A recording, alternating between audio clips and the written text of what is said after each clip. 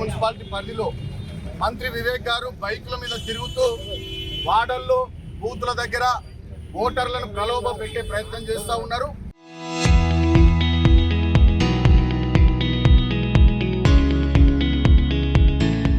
ఇది పూర్తి స్థాయిలో అధికార దుర్వినియోగం, ప్రజాస్వామ్యాన్ని కూని చేస్తూ చెన్నూరు పట్టణంలో కానీ క్యాతన్పల్లి మున్సిపాలిటీలో కానీ మంత్రి వివేక్ గారు బైకుల మీద తిరుగుతూ ఉన్నారు ఒకవైపు.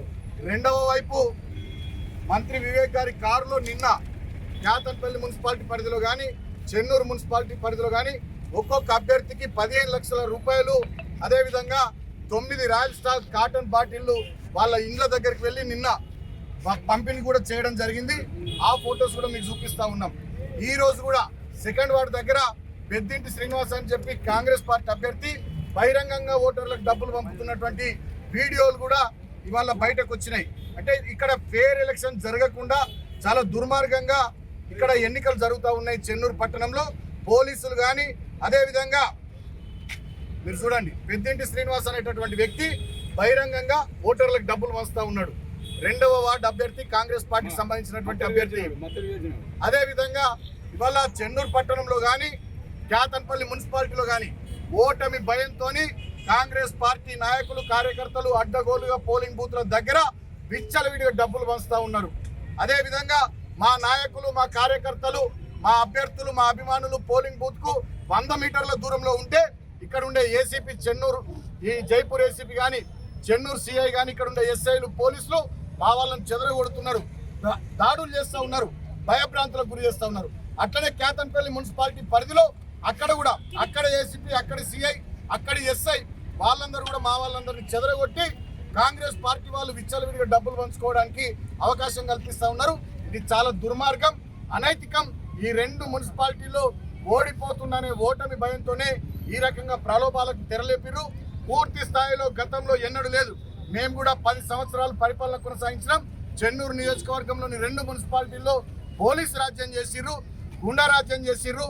ప్రలోభాలకు తెరలేపి ఓటమి భయంతో అనైతికంగా ఏదో రకంగానైనా గెలవాలనేటటువంటి కుట్రలు చేస్తూ ఉన్నారు. దానికి నిరసనగా ఇవాళ మా నాయకులు, కార్యకర్తలు, అదేవిధంగా మా అభ్యర్థులు వీళ్ళందరికీ మద్దతుగా ఈ పోలీసు దాష్టికానికి, ఈ మంత్రి గారు చేస్తున్నటువంటి కోడ్ ఉల్లంఘన చర్యలకు నిరసనగా అంబేద్కర్ గారి విగ్రహం దగ్గర శాంతియుతంగా నిరసన తెలపడం జరిగింది. పోలీసులు వచ్చిర్రు, మేము ఫేర్గా ఎలక్షన్ జరిగేటట్టు అందరినీ సమాన దృష్టితో చూస్తామని చెప్పి వారు మాటిచ్చిర్రు.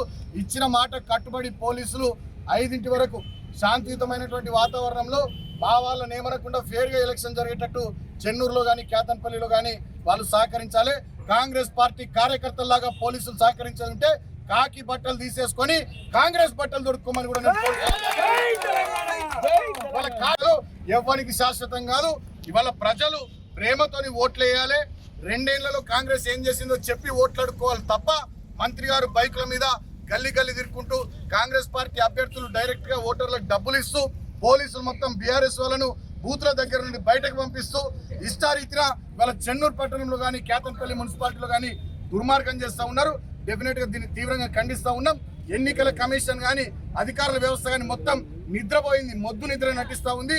అనైతికమైనటువంటి దిగజారుడు చర్యలకు ఇక్కడ పోలీసులు, అధికారులు, మంత్రి అందరూ పాల్పడుతూ ఉన్నారు.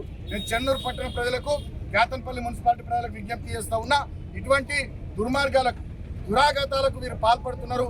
వీరికి మీ ఓటు ద్వారా తగిన బుద్ధి చెప్పాల్సిందిగా నేను కోరుతా ఉన్నా. జై తెలంగాణ, జై కేసీఆర్. చరిత్ర సృష్టించినోడు ఇప్పుడు ఆ చరిత్రని తిరగరాయబోతున్నాడు.